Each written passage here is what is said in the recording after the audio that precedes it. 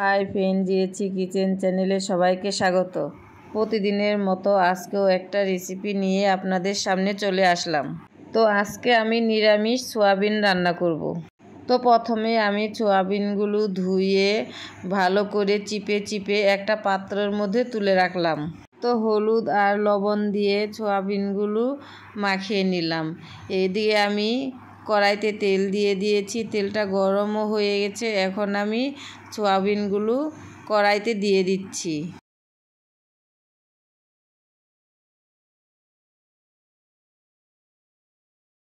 তো সোয়াবিনগুলো দিয়ে ভালো করে নেড়ে চেড়ে একটু হালকা করে ভেজে নেব।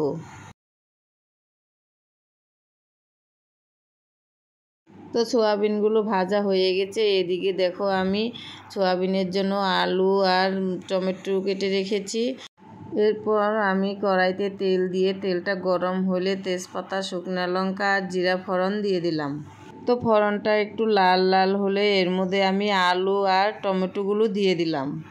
তো টমেটো আর আলু দেওয়ার পরে একটু নেড়ে চেড়ে এর মধ্যে আমি সব রকমের মশলাগুলো দিয়ে দেব।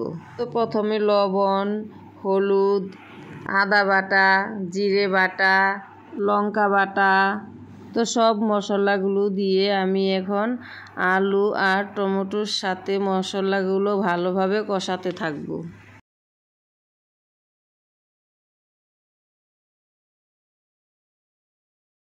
তো আলু আর টমেটোর সাথে মশলাগুলো কষানো হয়ে গেছে। এখন আমি এর মধ্যে ভেজে রাখা সয়াবিনগুলো দিয়ে দিচ্ছি। তো সয়াবিনগুলো দেওয়ার পরে আমি আর একটু নেড়ে চেড়ে ভালো করে কষিয়ে নেব। তো মশলার সাথে ভালো করে সব কিছু কষানো হয়ে গেছে। এখন আমি একটু জল দিয়ে দিব।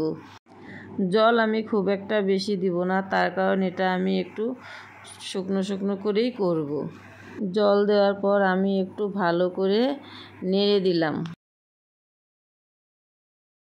তো দেখো বন্ধুরা, দেখতে শুকনো শুকনো হয়েছে। এখন আমি এটার মধ্যে একটু ঘি দিয়ে নেড়ে চেড়ে নামিয়ে নিব। তো বন্ধুরা, নিরামিষ দিনে এইভাবে সয়াবিন রান্না করে খেয়ে দেখবেন, খুব ভালো লাগে খেতে।